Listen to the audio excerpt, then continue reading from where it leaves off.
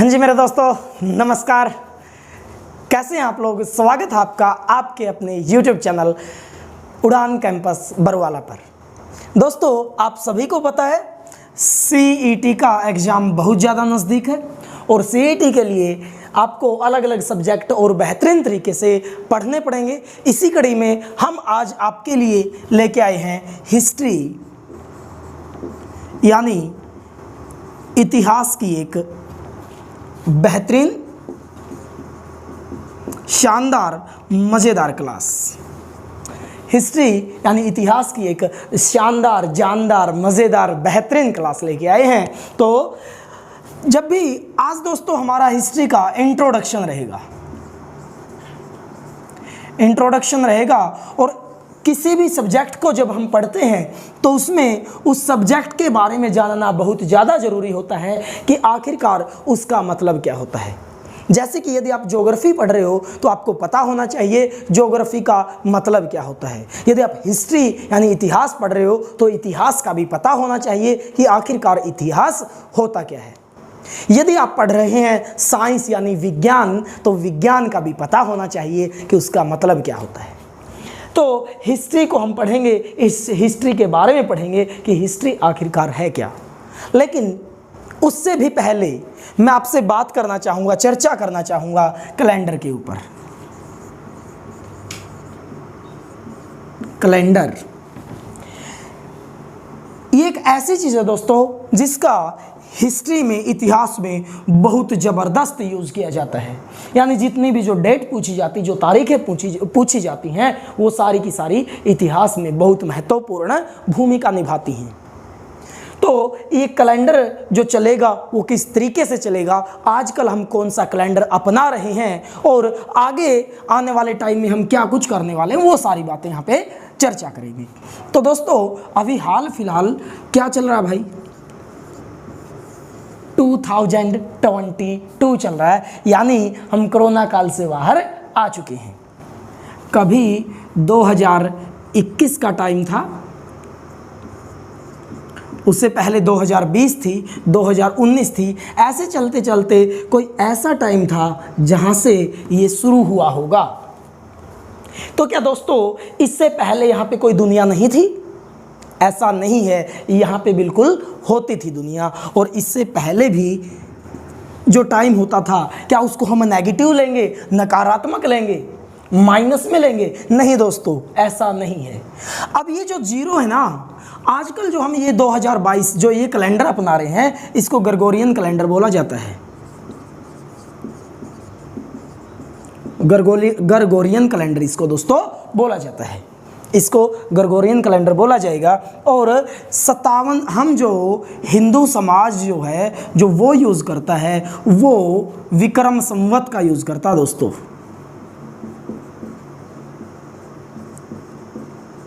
विक्रम संवत का यूज़ किया जाता है हिंदू समाज द्वारा। जो हिंदू समाज का जो कैलेंडर है वो कौन सा है? विक्रम संवत। और यह 57 साल आगे चलता है दोस्तों, 57 साल आगे चलता है। जैसे कि अब 2022 चल रही है तो इसमें हम 57 ऐड कर देंगे तो विक्रम संवत के अनुसार 2079 यानी 2079 का समय चल रहा है। और जो विक्रम संवत है ये नेपाल देश का ऑफिशियल कैलेंडर भी है, विक्रम संवत। क्योंकि आप सभी को पता है नेपाल एक हिंदूवादी देश है, यहाँ पे 100% जो पॉपुलेशन है वो हिंदुओं की है। आगे बात करते हैं भाई, ये ग्रेगोरियन कैलेंडर है। यहाँ पे जो मैंने जीरो बताया है, जीरो ये दोस्तों जीरो नहीं है, यहाँ से AD शुरू हुई है। और AD का मतलब होता है एनो डोमिनी, यानी इसको हम बड़े प्यार से एनो डोमिनी कहते हैं। और एनो डोमिनी का मतलब क्या है? इसका मतलब होता है दोस्तों बर्थ ऑफ क्राइस्ट, यानी ईसा मसीह का जन्म। जो ग्रेगोरियन कैलेंडर है इसके अनुसार जो जीरो टाइम पीरियड माना गया है, जहाँ से जीरो माना गया है, उसको हम AD बोलेंगे। यानी ये वो दिन है जिस दिन बर्थ ऑफ क्राइस्ट यानी ईसा मसीह का जन्म हुआ था। और इससे पहले का जो टाइम होगा उसको क्या बोलेंगे दोस्तों, उसको बोला जाएगा BC, उसको बोला जाएगा BC यानी बिफोर क्राइस्ट, यानी ईसा मसीह के जन्म से पहले का समय बोला जाएगा। दोस्तों AD को हम साथ में CE भी बोलते हैं और CE का मतलब होता है कॉमन एरा। क्या होता है? Common era. ये कॉमन एरा क्या है दोस्तों? यानी सामान्य हो गया सब कुछ, कॉमन सब कुछ सामान्य हो गया। जैसे ही भगवान ने, ईसा मसीह ने जन्म लिया, भगवान के जन्म लेते ही सारा कुछ धरती पे नॉर्मल हो गया, सामान्य हो गया, इसलिए इसको कॉमन एरा भी कहा जाता है। AD को दूसरा नाम हम CE देंगे। और इससे पहले का क्या होगा फिर? इससे पहले का होगा दोस्तों BCE यानी बिफोर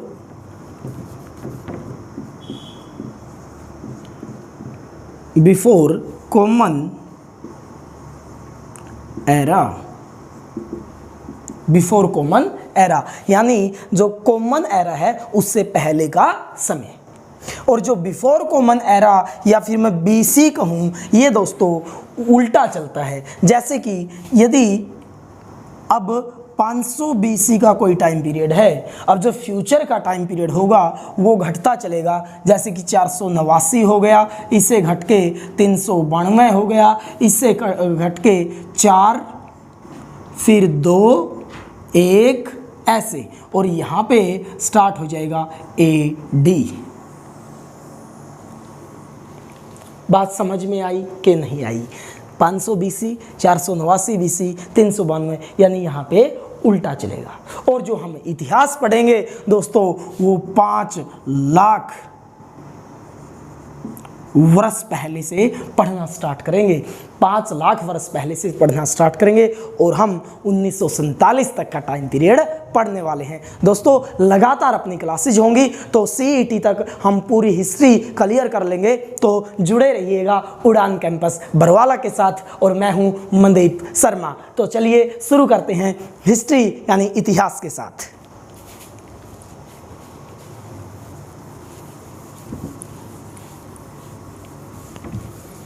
दोस्तों यदि आप क्वालिफाई करना चाहते हैं तो हमारे ऑफलाइन बैच भी स्टार्ट हो चुके हैं। अभी हर मंडे हम एक नया बैच स्टार्ट कर रहे हैं, तो आप आकर ज्वाइन कर सकते हैं और अपने फ्यूचर को, अपने भविष्य को उज्जवल कर सकते हैं। दोस्तों हिस्ट्री यानी इतिहास के बारे में मैं बताऊं तो इतिहास का मतलब होता है भूतकाल की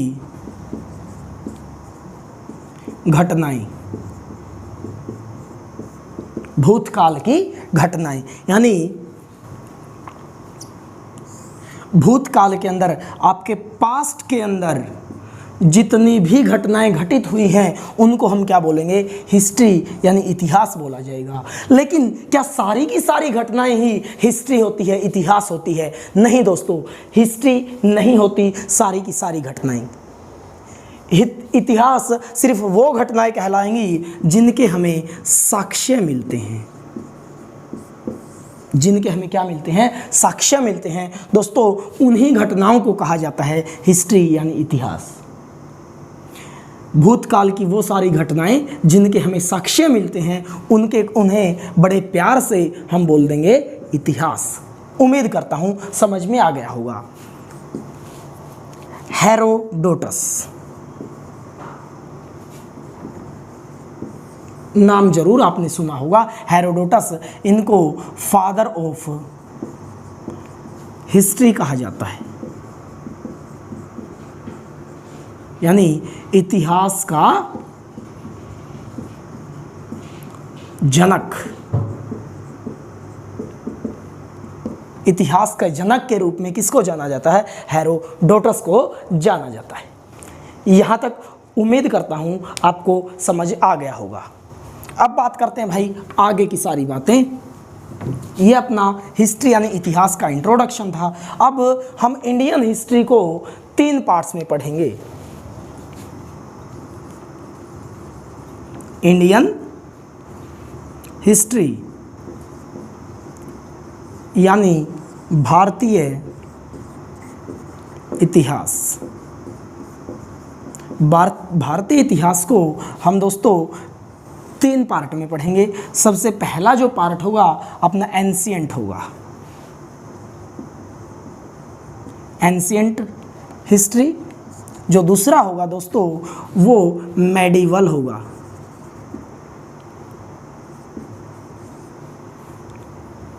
तीसरा जो पार्ट होगा दोस्तों उसको हम प्यार से मॉडर्न इंडिया बोलते हैं, यानी एंशिएंट को बोलते हैं प्राचीन भारत, इसको बोला जाता है मध्यकालीन भारत, और इसको बोला जाता है आधुनिक भारत। इसको बोला जाएगा आधुनिक भारत। भारतीय इतिहास को हम 3 पार्ट में तोड़कर पढ़ेंगे। पहला इन एंशिएंट हिस्ट्री, दूसरा ancient India, medieval India, modern India, यानी प्राचीन भारत, मध्यकालीन भारत और आधुनिक भारत। ये उम्मीद करता हूँ ये तीनों आपको समझ में आ गए होंगे। अब सबसे बड़ा जो पोर्शन दोस्तों होता है वो एंशिएंट इंडिया होता है। इसको भी हम 3 पार्ट्स में डिवाइड करके पढ़ते हैं, और वो 3 पार्ट्स कौन कौन से हैं यहाँ पे देखेंगे। Pro historic period, proto historic period, और तीसरा दोस्तों होता है प्रो हिस्टोरिक, प्रोटो हिस्टोरिक और हिस्टोरिक पीरियड, यानी प्राग ऐतिहासिक काल,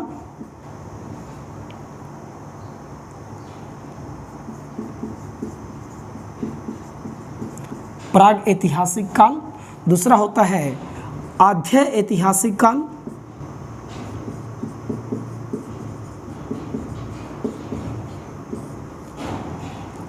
और तीसरा होता है दोस्तों ऐतिहासिक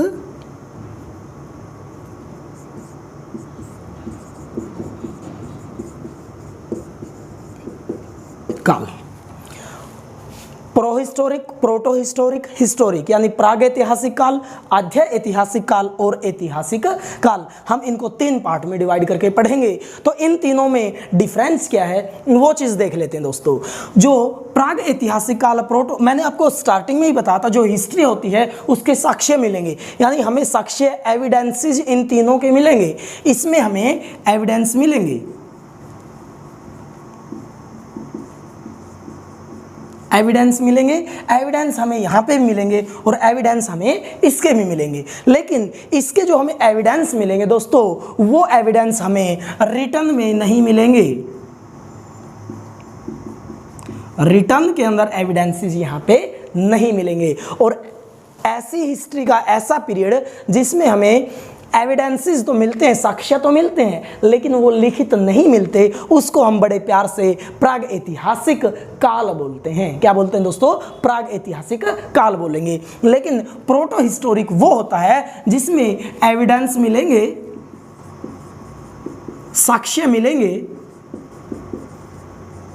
लेकिन साथ में रिटर्न भी मिलेंगे, रिटर्न भी मिलेंगे, लिखे हुए भी मिलेंगे, लेकिन इनको हम पढ़ने में असमर्थ होंगे। पढ़ने में क्या होंगे दोस्तों?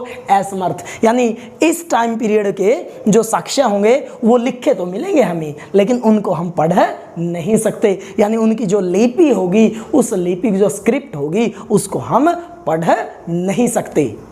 उम्मीद करता हूं समझ में आ गया होगा। अब ऐतिहासिक काल क्या होता है? ऐतिहासिक काल वो होता है जिसमें हमें साक्ष्य भी मिलते हैं प्लस लिखे भी मिलेंगे, और उन लिखे हुए साक्ष्य को हम पढ़ भी सकते हैं। इस टाइम पीरियड में ये सारा का सारा डिफरेंस रहेगा। उम्मीद करता हूँ ये सारा समझ में आ गया होगा कि प्राग ऐतिहासिक काल वो होगा जिसमें एविडेंस तो मिलेंगे लेकिन लिखे हुए नहीं मिलेंगे। प्रोटो हिस्टोरिक वो होगा जिसके साक्ष्य मिलेंगे, लिखे हुए मिलेंगे, लेकिन उनको हम पढ़ नहीं सकते। और ऐतिहासिक वो होता है जिसके साक्ष्य हमें मिलेंगे, लिखे हुए मिलेंगे और जिनको हम पढ़ भी सकते हैं। अब जो प्रागैतिहासिक काल है ये सबसे बड़ा टाइम पीरियड होगा दोस्तों। अब इसको हम देखते हैं कि कैसे पढ़ेंगे। इसको फिर हम आगे 3 पार्ट में डिवाइड कर देंगे, सॉरी 2 पार्ट में, 2 पार्ट के अंदर हम डिवाइड कर देंगे। इसको बोलते हैं स्टोन एज और जो दूसरा होगा वो होगा कॉपर एज। यानी स्टोन पत्थर होता है, पाषाण काल, और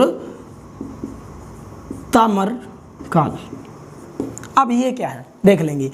इस टाइम पीरियड में दोस्तों जो मानव था वो सिर्फ पत्थरों का प्रयोग करता था, सिर्फ पत्थरों का यूज़ कर रहा था, तो उसको हमने बोल दिया स्टोन एज। और इसको कॉपर एज में तांबा धातु, सबसे पहले मानव ने किस धातु का उपयोग किया था? तांबा धातु का उपयोग किया था, इसलिए इसको कॉपर एज बोल देते हैं हम। कॉपर एज ताम्र काल कौन सा होगा? जिसमें मनुष्य ने तांबा धातु का प्रयोग करना शुरू कर दिया था। सबसे पहले जानवर को किसको पाला था? सभी को पता है, आपके चारों ओर बहुत सारे कुत्ते घूम रहे हैं, बहुत सारे कुत्ते घूम रहे हैं। तो हमने सबसे पहले कुत्ते को पालतू बनाया था भाई। सबसे पहले किसे पाला था? कुत्ते को हमने पाल लिया था। उम्मीद करता हूं समझ में आ गया होगा। अब इसको हम स्टोन एज को आगे पढ़ते हैं। एक बार इसको साफ कर देते हैं, सिर्फ स्टोन एज के बारे में बात करेंगे। स्टोन एज के बारे में बात करेंगे दोस्तों। यहाँ पे स्टोन एज, स्टोन एज यानी पाषाण काल। पाषाण काल को फिर आगे हम 3 पार्ट में डिवाइड करके पढ़ेंगे।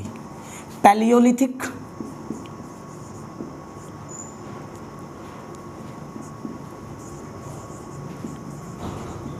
मेजोलिथिक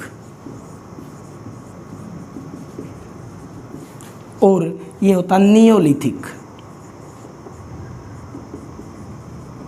उम्मीद करता हूं ये आपको दिखाई दे रहा होगा। पैलियोलिथिक, मेजोलिथिक और नियोलिथिक। अब पैलियोलिथिक यानी ये होता है पूरा पाषाण काल, ये होता है मध्य पाषाण काल और ये होता है नव पाषाण काल।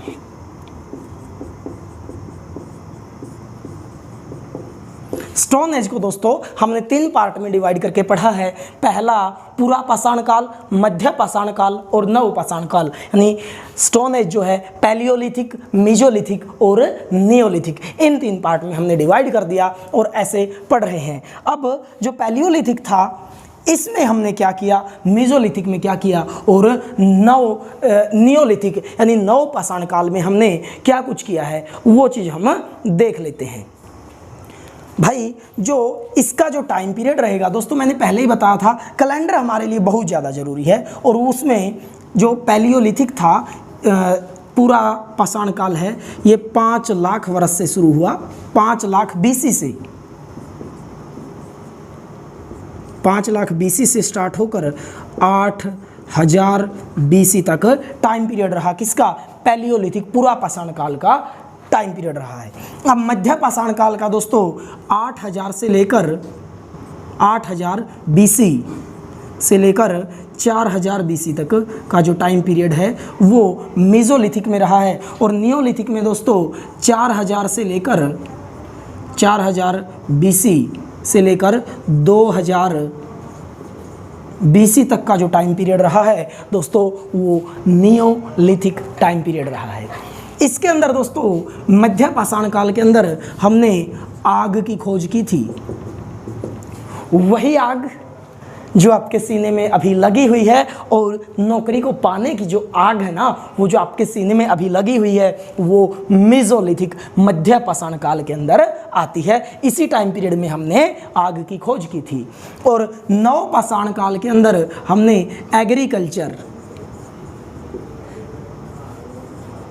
एग्रीकल्चर यानी खेती करनी शुरू कर दी थी भाई। एग्रीकल्चर यानी खेती करनी शुरू कर दी थी हमने कब?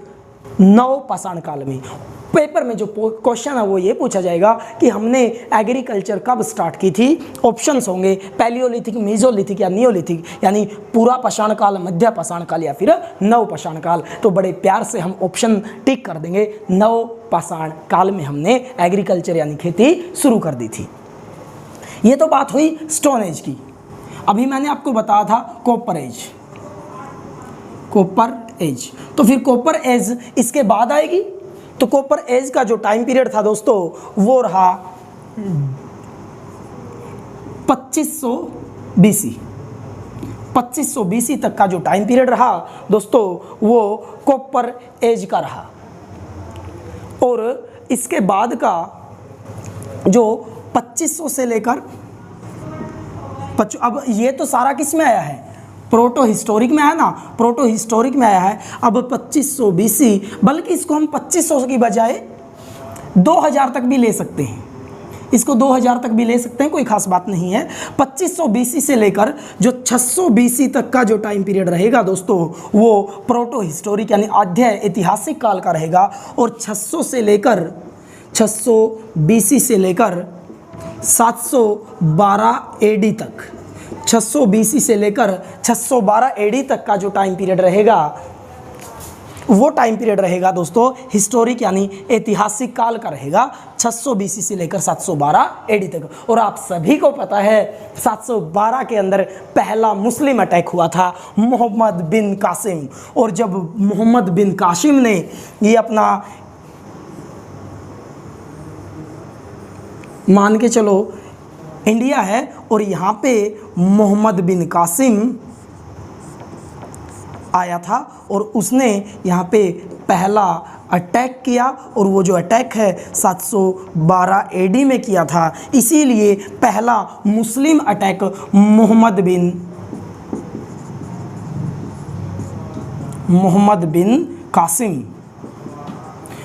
बिन कासिम ने जो पहला अटैक किया 712 एडी में, और उसी टाइम पीरियड को हमने शुरू कर दिया था मध्यकालीन भारत से। 712 से लेकर 1707 तक का जो टाइम पीरियड रहा, ये भी एडी रहेगा भाई। 712 से 1707 तक का वो मध्यकालीन भारत रहेगा। और आप सभी को पता है 1707 में औरंगजेब की मृत्यु हुई थी और यहीं से शुरू हुआ था आधुनिक इतिहास। और जो औरंगजेब की जैसे ही मृत्यु हुई, आपको बता दें दोस्तों, यहीं से जो मुगल साम्राज्य है उसका पतन भी शुरू हो गया था। तो 1707 से लेकर 1947 जब हमें हमारे देशभक्तों ने आज़ादी दिलाई थी, उस तक का जो टाइम पीरियड है वो रहेगा आधुनिक इतिहास यानी मॉडर्न इंडिया। दोस्तों आज मैंने आपको हिस्ट्री का पूरा व्यू दिया है, ये रहेगा। अब आगे की जो हमारी क्लासेज होंगी वो आप कमेंट करके बताएंगे आपको एंशिएंट इंडिया पढ़नी है, मेडिवल पढ़नी है या फिर मॉडर्न इंडिया। जो आपके ज़्यादा कमेंट होंगे उसी के हिसाब से हम पढ़ना स्टार्ट कर देंगे। तो दोस्तों आज की हमारी क्लास इतनी रहेगी। अब आपसे मुलाकात होगी अगली वीडियो में, तब तक के लिए नमस्कार।